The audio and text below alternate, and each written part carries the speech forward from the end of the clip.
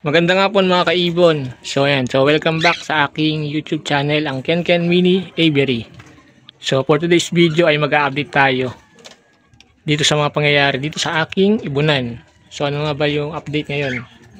At dito sa ating medium bird. So kung napanood nyo yung aking vlog na nakaraan, so nag-itlog na nga yung ating GCC. So yan yung first time natin na makapagpaitlog ng ganitong klaseng ibon. So ano nga ba yung update? So tara at samahan nyo ako mga kaibon.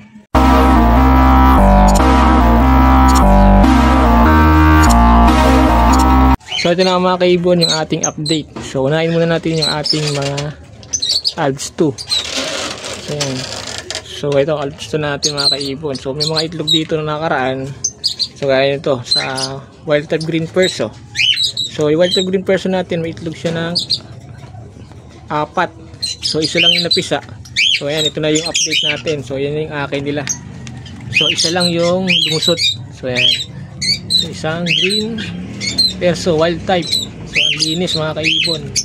So nag-iisa lang yan. Ayan.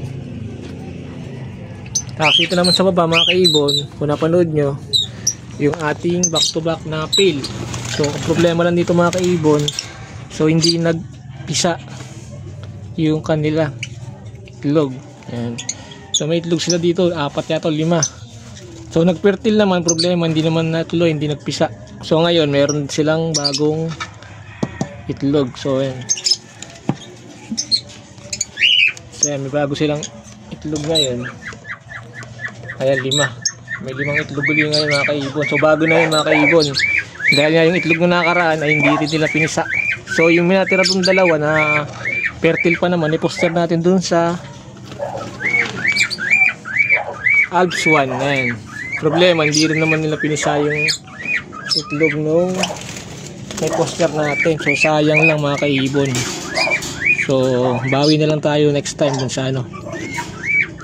So mayroon mga hindi pinisa din. So hindi napisa yung may poster natin. So ang ano lang natin dito mga kaibon, dito sa ating back to back na pail. So hindi pa tayo nakakabuhay ng akay. So nakakailang clutch na sila, siguro mga 4 na clutch na. So wala pa rin tayo na bubuhay. Pero nagpe-fertile naman yung kanilang itlog. At dito naman sa kabila mga kaibon, yung ating Project Lupino Opaline. So isa lang dito yung nabuhay na akay. So isang yellow bull opa split ino. So sex link hen. So ayan. So hindi na natin kailangan ng gender dahil ito ay sex link hen. So ayan, medyo nabakbak lang yung kanyang mga pakpak pero tumutubo na naman. So bala ko na rin ito mga kaibon i-harvest. So siguro sasabay ko na rin ito sa may wild type na akay kasi ano naman namutuka na rin. So siguro palipas tayo mga 2 to 3 days pa. Kasi itong yellow bull dito may itlog na. So mga kaibon, mayroon na rin itlog yan. So yung itlog na yan nakita ko sa baba. So nilagay ko lang sa taas. So baka sakali lang na masundan ay malimliman din nila. So yan. So yan yung ating parisan. Tapos yung sa taas natin mga kaibon na back to back na Tino pala yun. So wala na yung mga kaibon. So naipalit na natin ng aso. Maging chihuahua. So nilagay natin dito mga kaibon yung ating isang proven na pair. Yan, isang proven pair natin mga kaibon na Project Lupino Opaline din. Ayan, isang yellow bull split opa split ino. Ang kapares niya ay yellow bull split opa split ino. Ang kapares niya ay green pastel. So yan, kapares niya dito ay green pastel opa split sa ino. So yan, so malapit na rin silang itlog. Ayan. Tapos dito sa kabilang side mga kaibon, kung napansin nyo yung video natin nakaraan, so yung itong isa yellow bull split opa split ino, kapatid niya yung nasa taas. So ang kapares dito dati mga kaibon ay far blue opa split ino. So kaso ang tagal na, hindi pa sila nag-iitlog mga kaibon. So binaklas na natin yan. may pares natin to sa ating Lutino hen. So ayan, napalit natin kay Sir Paul. Tapos yung kapares niya mga kaibon, yung kapares itong dilaw na yellow bull split opa Lutino. So dito natin ipinares. Ayan sa albino. Ayan. Yung albino na possible cock. Ito naman itong kapares ng yellow bull. Ito yung far blue opa. Ayan, split ino. So itong yellow, itong white bull, itong albino, ito mga kaibon, albino. Ang kapares ng mga kaibon ay yung nasa taas dati. Dito kung napansin nyo, yung kulay green. Green opa, split ino. So ayan, nakarito na. Nilagay ko muna sa flight. So hindi ko lang talaga masigurado kung hen to mga kaibon. So ang pagkakaano ka dito mga kaibon, ayan, meron siyang rampa sa likod. Pero ang pares niya back to back na opa. So meron siyang rampa na ayan, na blue. So ayan. Kung makikita mo, kung ito ay makikita mo talaga, so hindi mo hindi ka sasabihin yung parents, i-ID mo, siguro i-ID mo to ng normal lang. Normal na fisher lang. Pero wag ka, ang parents to ay back to back. So ang parents niyan ay green Ewing opa split ino. At ang kapares ay Lutino opa line na hen. So yan, pero naglabas siya, may rampa mga kaibon. So yan. Yan yung kapares ng albino na nasa baba. So bali baklas tayo ng mga paresan dito mga kaibon. So bago-bagong pares yan narito. Kasi sa taas yung ating back to back na blue. So yan, blue Ewing opa split ino at isang blue opa split ino. So sila yung nagbanded sa flight stage. So hindi ko alam dito kung anong chock hen. So possible yung blue yung hen yan. So hindi pa rin sigurado. Pinaya ko na lang mga kaibon. Tapos dito mga kaibon, yung ating ito yung mga paakay natin mga kaibon. Ayan. Ayan, mga green pastel opa possible split ino. So possible lang dahil nga ang parents sila is back to back na split ino. Pero yung kapatid niya nung nauna, meron silang Cremino na kapatid, saka meron Lutino. So pala eh. Palit yung parents sila mga kaibon. So yan. Green pastel opa split ino, saka yung yellow bull. So nasa tulo ko yellow bull. Ayan. Okay. So yan. Ayan, yellow bull opa split ino. Tapos ito naman sa baba mga kaibon, yung sinalang natin mga kaibon. So kaya napag-isipan kong baklasin na yung dalawa na palsa natin dito dahil nga naunahan pa siya rito ng mga kaibon ng ating medyo batang pairing.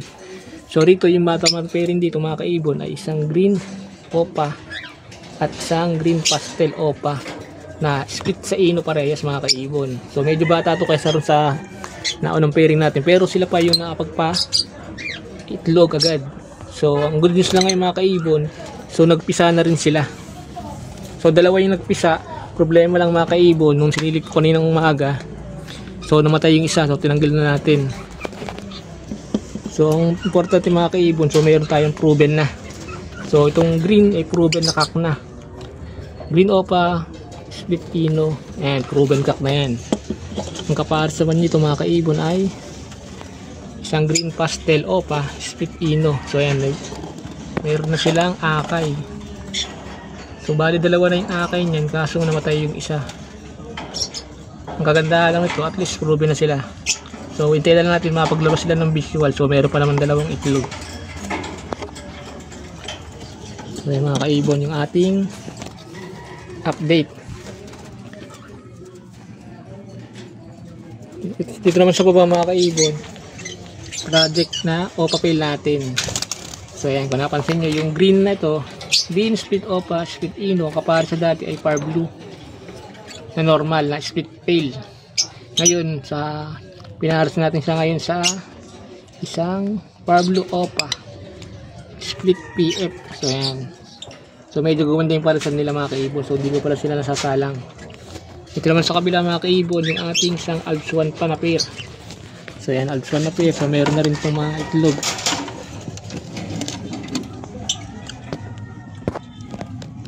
So yan itlog mga kaibon, mayroon 3 itlog yung ating Alps 1 na pair.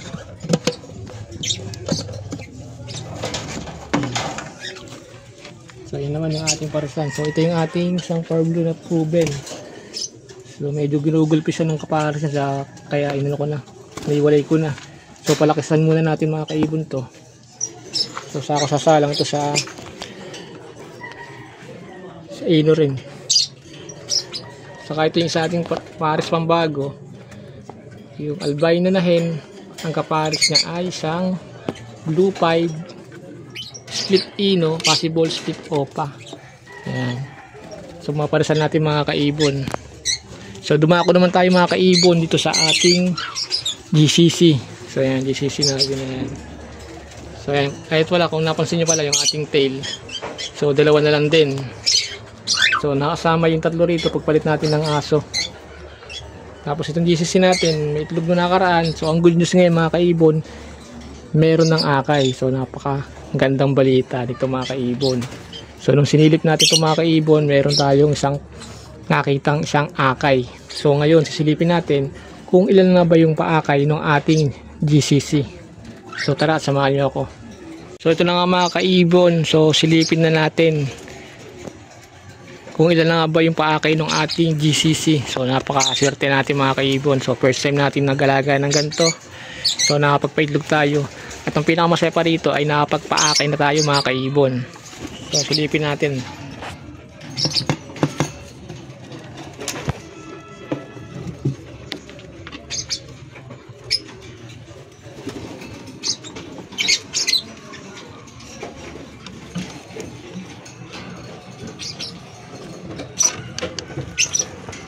So ayan mga kaibon, meron na siyang 2. So 2 na yung akay na nakikita ko mga kaibon. Yeah, boy. So 2 na. So ayan, ang ganda nito. Tapos meron pa tayong 3 itlog. So ayan, so sana mapisa pa yung 2, yung 3 itlog natin. Dahil yung 3 itlog naman ng mga kaibon ay ang sinilip natin, so fertile halos lahat. So mayroon pa tayong chance na mapisa pa yung 3 itlog ng ating GCC. So ayan. Yan yung ating GCC. So sipag limlim. So ayan. So ayan, sorte natin mga kaibon. Tapos dito sa baba yung ating huling update natin. Dito sa ating Indian ring neck. So ayan. So medyo nagbabandad na sila mga kaibon, naglalapit na sila. Yung ating 2 Indian ring neck. So medyo matatagalan pa lang kasi medyo bata pa yung ating blue Indian ring neck. So ayan, lumalabas na yung kanyang ring sa leeg. So ayan, siguro mga 1 year pa siguro mga kaibon. Tapos yung ating Lutino. So ayan. So hintay-hintay lang tayo mga kaibon. So talo inip sa ganitong sitwasyon. So hayaan muna natin sila mag-mature palalo. Ayan. Tapos sa labas mga kaibon, meron tayo rito na ayan, back to back na opa. Ayan, isang green new wing at isang green opa split ino. So banded pair sila na isa lang natin dito. So tinanggal natin dito yung ating project na opa pail. So yan. So yan yung nasa labas ng nakaraan mga kaibon, yung ating normal na Parblu. So yun yung kapares nung narito natin sa baba. Ayan, nasa baba natin. So binaklas natin. So sa opa natin pinares para medyo magandang paresan nila. Ayan. Tapos itong green, so yun nga yung kapares nung albino. Yung albino. Kasi ito yung green opa proven hen, kapares yan ng Parblu. Yung Parblu na doon mga kaibon. So ginugulpi niya. Yung proven natin na naglalabas ng lupino opa line natin. So ngayon pahinga talaga muna. So hindi muna sila pwedeng pagsamahin dahil na ginugulpi na ng hen. Yan. So hanggang dito muna yung ating update mga kaibon. So salamat sa pagpanood. And God bless us all.